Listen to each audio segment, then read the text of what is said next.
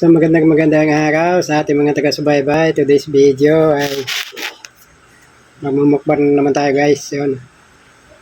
Yung madalas yung kinakain natin, Indian Mingo na ilaw. No? So ito naman guys, susubukan naman natin yung hinog na Indian Mingo.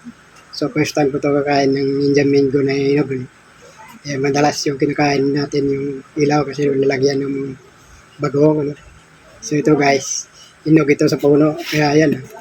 Kung mapansin yung bitak-bitak na yun. Yung bitak. Nainog to sa puno. Ano yan? Yan. Yan pag inog sa puno, nabibitak siya. Tingnan mo dito, nabitak din. Yan.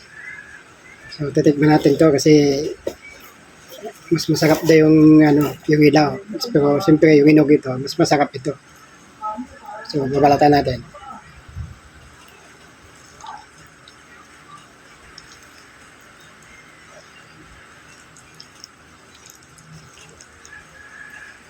Kain tayo.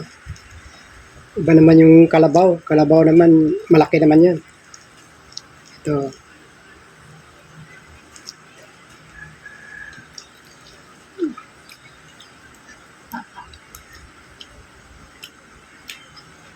Sarap.